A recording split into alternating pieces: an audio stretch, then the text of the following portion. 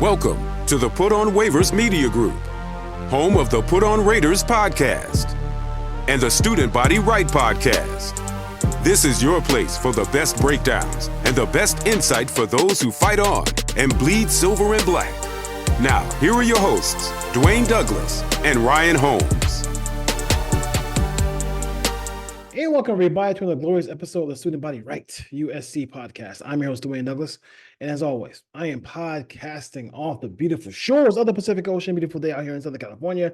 PORSBR is my Twitter handle, so definitely check us out there, and also go out there and rate, review, and subscribe to the podcast. We're everywhere podcasts are available. That text line as well is in the bio. So go ahead and give us some questions there as well. Busy weekend for USC. A lot of transfer portal hopefuls that they're hoping to kind of sign here. Came to the Coliseum and we'll see what happens as far as that goes. And we'll talk about some of those people, some of those players who signed with SC in a later podcast today. But right now, let's talk about who left. Let's talk about who left. A long list of people who left the program this coming week. And some players are impact players, some players are not impact players. So we'll just kind of go over that list of the players here real quick. We got Malachi Nelson, we got Michael Tarquin, Andrew Millick, we got Fabian Ross, Michael Jackson III, Dejon Benton, Rillick Brown, Chris Thompson Jr. You got Jude Wolf, Xavier Gordon, Darwin Barlow, Matthew Colombo. You got Jamar Sikanawa. So you got those people leaving. If I got the last name wrong, I'm it's horrible. I'm sorry. I'm terrible at that. And then we also had Damani Jackson, who left the program as well. So boom, let's start with Michael Tarquin, Florida, SEC, and then came to SC last year. He also has a lot of experience. So you're losing an experienced offensive lineman. A lot of the issues with SC this year was offensive line. Caleb Williams was running for his life and not just running to run to extend plays, but running for his literal life at the time. So for some reason, this offensive line didn't click at all this year. And that was, Michael Tarquin, I'm not saying to blame him or say it was his fault, but for some reason, it didn't all mesh well together. And that was the biggest issue, one of the biggest issues that they had this year. So Tarquin's gonna enter the transfer portal.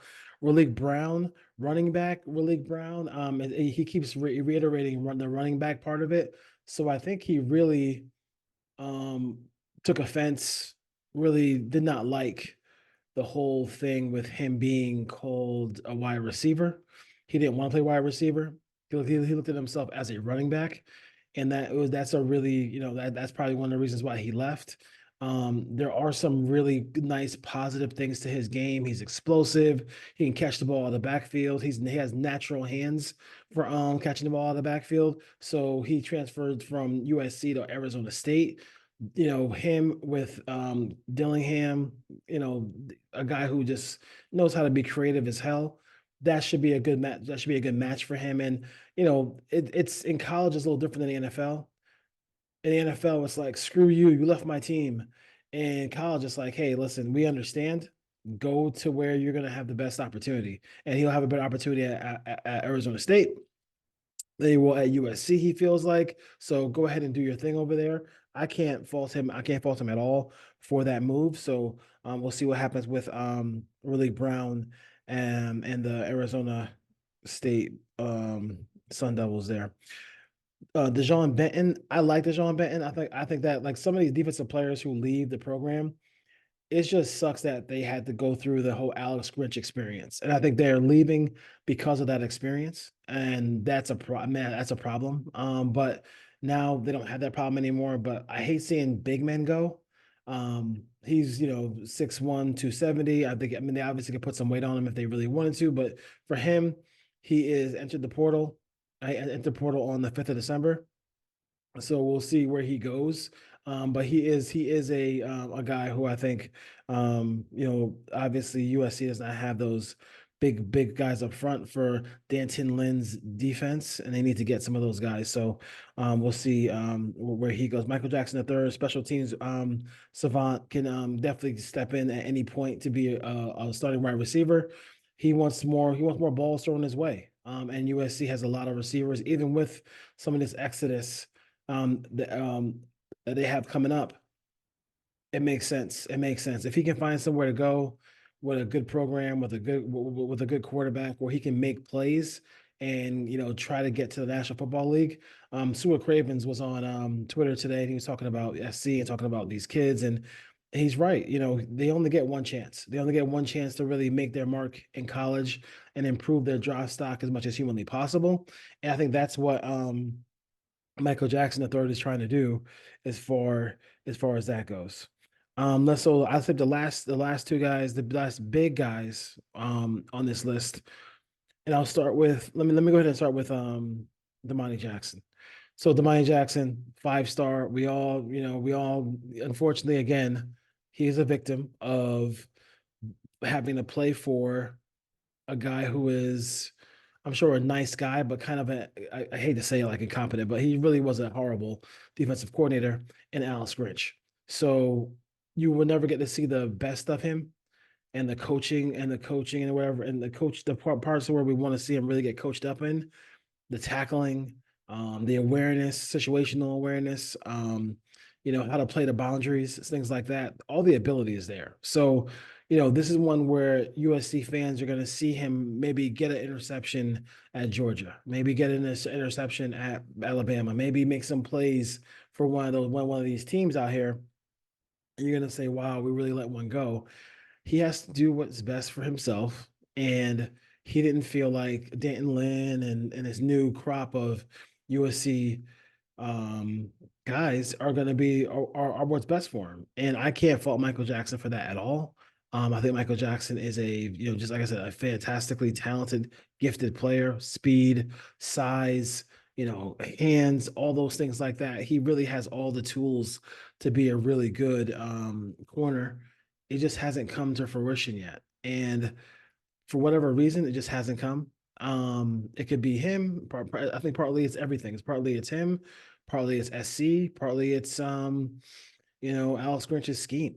And he didn't get the best out of it. And Dante Williams, who is known to be a fantastic recruiter. I think the question about it is can Dante be the coach? Like Dante, the recruiter, is fine.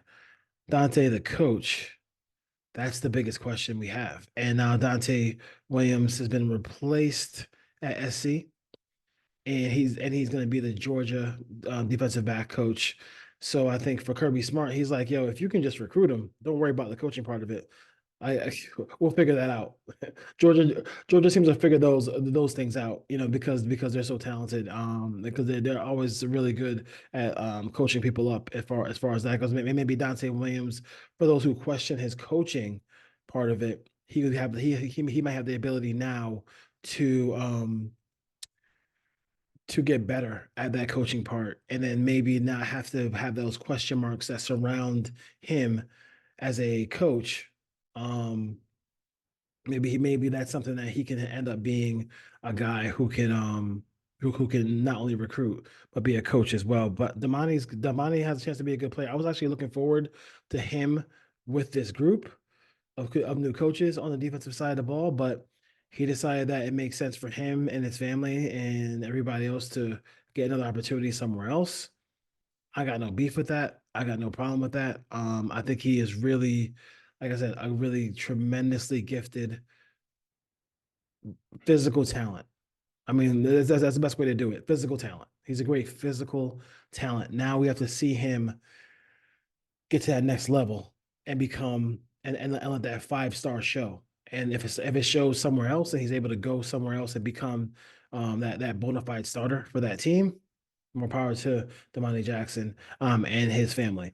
Malachi Nelson, it raised a lot of issues. It raised a lot of ire, if you will, on social media yesterday when he entered the portal.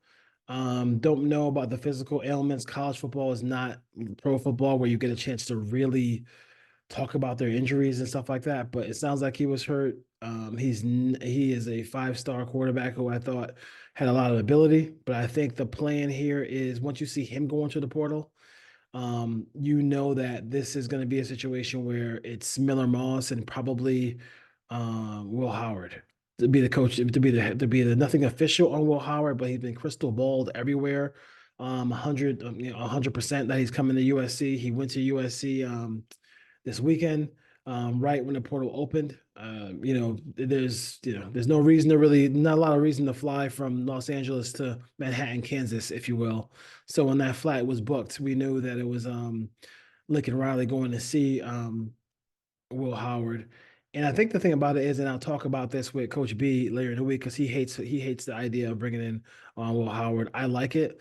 I think he's a big, physical, elusive guy with a huge arm. And I think this is a more like, he's a bigger version of Jalen Hurts in a lot of ways for me. And we know how Jalen Hurts looked under Lincoln Riley, right? We knew he became a better passer. We knew he became a more aware quarterback, and he just got better. From going from Alabama to Oklahoma, right? So I'm excited about that part. I'm excited about that development part because I think you know when the biggest thing with SC right now is that SC doesn't have time to develop a quarterback. I hate to say it, but they don't have time to develop a quarterback. And are we really questioning Lincoln Riley's track record with quarterbacks? Are we going to question that, like death taxes and that? Like, you know what I mean? Like that's like text. That's like talking about all these things about you know about Kirby Smart can't coach defense now. Like, I mean, we know about her. We know about how good Kirby Smart is. We know about how good Nick Saban is. Like those guys, it's a given. Like when they get a defender, they're given the benefit of doubt. When Lincoln Riley gets a quarterback, I'm just gonna flat out give him. I'm gonna give him the doubt. The whole thing there. I'm not gonna give him. I'm gonna give him all the leeway I can with quarterback because he knows the position and he knows what he wants to do. And I think the thing about it too is like he could really, in a lot of ways, you know, this team needs to become a more physical team. He wants to become a more physical team. They have to be in on defense, and this is probably a good way for them to get that on offense as well. With a big physical back, um, a quarterback like Will Howard, who hopefully is coming to USC. And as we speak right now, I'm just gonna check before I sign off on this podcast because I got a bunch of other ones to do today. For you guys, I just want to check the twit box to see if any more because on Sunday there was so many fight on emojis that I was just like, yo, dude, cousin, are you going to announce something before we go to bed? Because I'm getting them all fight emojied out, if you will. Let's see if anything new has popped up over here yet. Let's see if it is.